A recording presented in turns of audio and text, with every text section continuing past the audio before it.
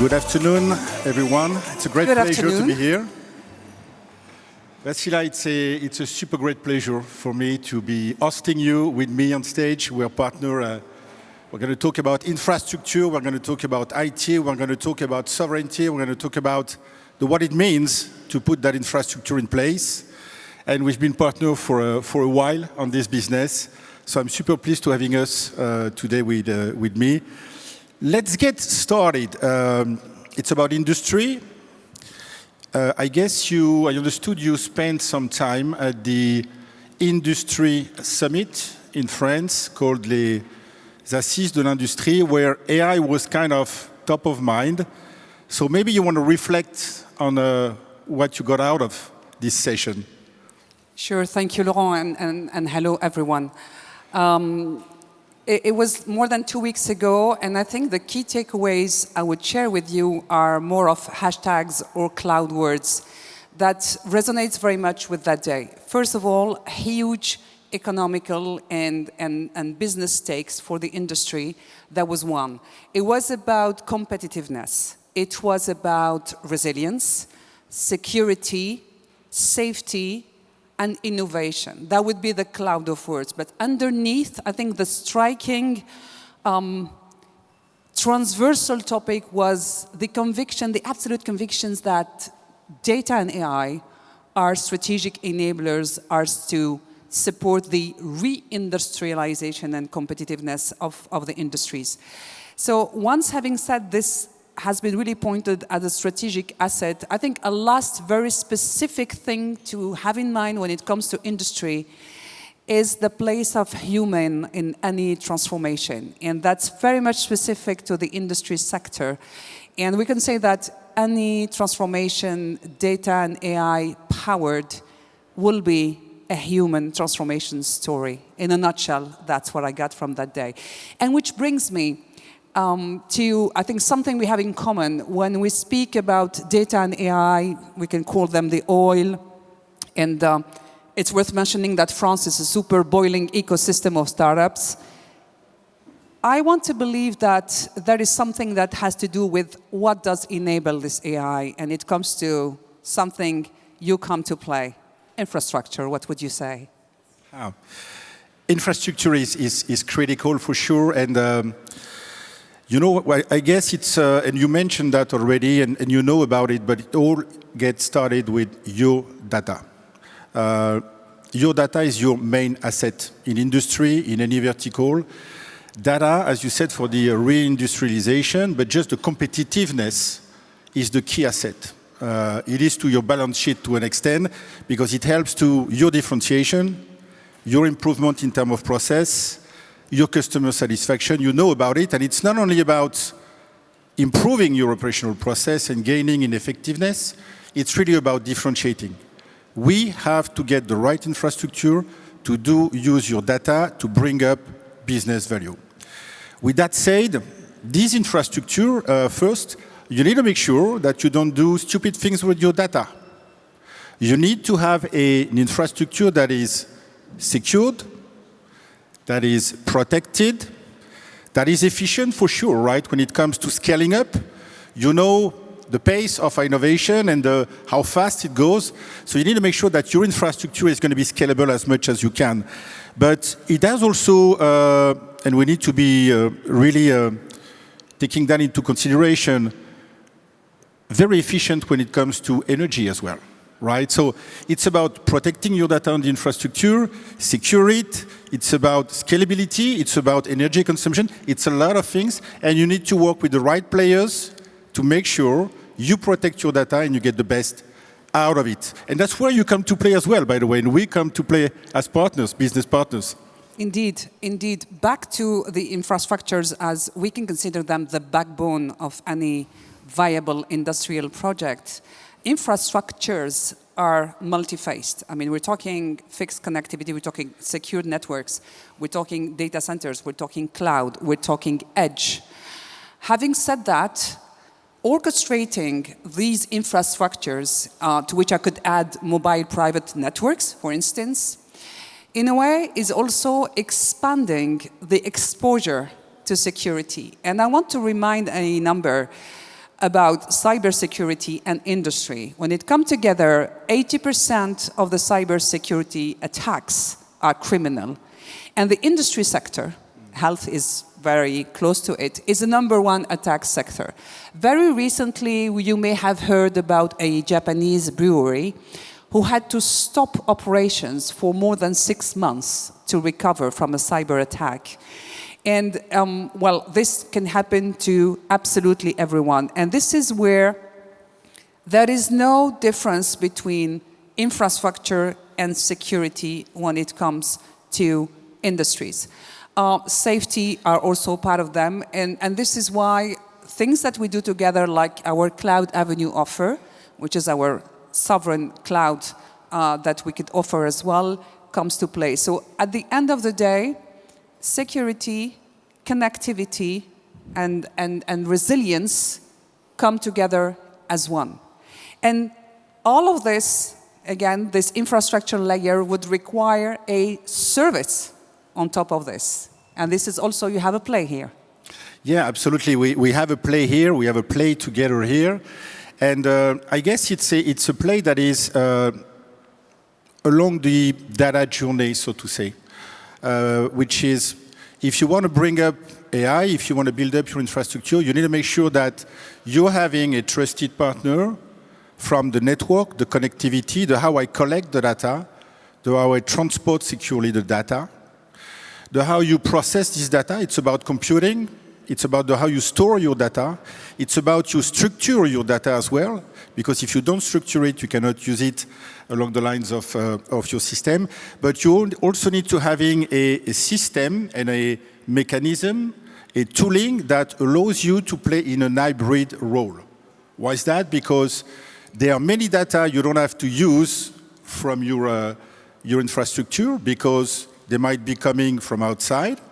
But there are very specific data that you need to use to enrich your model and bring up more value. So this kind of virtualization model in a hybrid model, protecting your data, along the line of the data journey up to bringing up this data to AI as business outcome, is I would say, the service play together overall. And on your side, I guess, Wassila, it's also this data journey, something that is absolutely critical when it comes to your value prop, along a range business and across the different organizations. Actually, this data journey claim is a very old claim of Orange Business, for those who know the company for some time. But I think it's a perfect summary of what is it that we do. When it comes, again, to infrastructure, again, storage, data management, what matters at the end of the day is the outcome. It's worth also mentioning that, according to some surveys, more than 70% of the industrial data is stored outside Europe. I'm coming to one word that I know that you don't like and you have a different definition of, but still. Having said that, the other fact is that in the industry, for those of you who have already visited a factory, you may recall that you're not allowed to take pictures, right? And there is something very specific to the industry, what we call in French le secret industriel, industrial secret. So it brings back to how critical is the data for the industry. So having said that, the three components that you need to take into consideration is the #1 unit is the industrial site. This is where things happen. Second, that would be the edge. And third would be the cloud. And this is where sovereign solutions like what we have done together come into play, because as much as we believe that sovereignty can have different definition, I'll come to that, we do believe that the word is hybrid when it comes to data usage. So about sovereignty, and I know you have an alternative definition for that, what are your views? Yeah, and sovereignty is the word. As you rightly said, we need to be very cautious when it comes to using this term. Why? Because the data journey, the internet, starting with, has not been built taking into consideration kind of borders, right? So it is an open world, and we need to adapt sovereignty onto something that has been not been defined for this at the beginning. But I guess the key question is really, back to the importance of your data, which is your intellectual property at the end, the autonomy, the possibility to be safe, and to not be, I would say, per se having borders, but to making sure that you have a self-autonomy, you're self-efficient, and that if anything happens, you know that you're going to still extract value from your data. And it's different, this strategic autonomy, if you will, than the sovereignty on its own. And it goes through different things. We mentioned the system, the compute, the storage, the how you check integrity of your systems. But it's also about manufacturing, right? Where do you get your products and your infrastructure coming up from? You need to make sure that in case of a political problem, geopolitical problem, kind of an issue, whatever it could be, you can still provide, I would say, energy. How do you ensure you have protection when it comes to your energy? How do you get spare parts on your infrastructure as well? Super important. And there is something that we're super proud at when it comes to HPE. When we bring up those infrastructure with you, we can operate them in a complete disconnected mode, which means in a complete autonomy, cutting everything outside, you can run whatever happens, even in a very specific environment, and we're going to go through this in a minute, operating your model without any disruption, any problem, and that's what we call the disconnected model. So, but it's about this disconnected model, the partner you play with, the supply you're having. You need to build up something in Europe as well, super important. But I think that's what is important more than the sovereignty. We cannot be isolated. Let's take the best technology from wherever it comes, but make sure you build up and you ring fence, read the right partners, your autonomy. And I think that's a good segue, actually, because there is a very specific case, let's call it, it's not per se in industry, but that is illustrating what really sovereignty in AI means and what is the value we're bringing up together in a super restricted and very difficult environment. Maybe you want to allude a little bit on this. Actually, it was September 4th, and you had the chance to be there, and I had the chance to be at the very same time in a customer meeting. I want to speak about the day opening of the announcement of the super calculator, AI-powered calculator for Ministry of Army that was launched back in Mont Valérien on that very sunny Thursday, if my memory is correct, early September. Is there something that is more sovereign than this one? I don't think so. I think we can be proud of having the #1 powerful classified AI super calculator, and I think that is nothing more sovereign than this, because again, we do join you in your definition of sovereignty. Sovereignty is not an isolated world, and sovereignty is not me against the rest of the East or the West. Let's say West, East. Anyway, I think you got me. So having said that, beside the technology and beside answering what sovereignty is about, and I believe that sovereignty is about control, having the choice and the technology choice. In some sectors, you can think about the defense and security.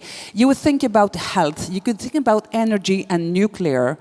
It's not a nice to have. It is an absolute no-brainer. And what is very specific also about this project, again, besides technology and having a very flagship supercalculator example, has been also the delivery of this project that I would like also to underline, which is as important.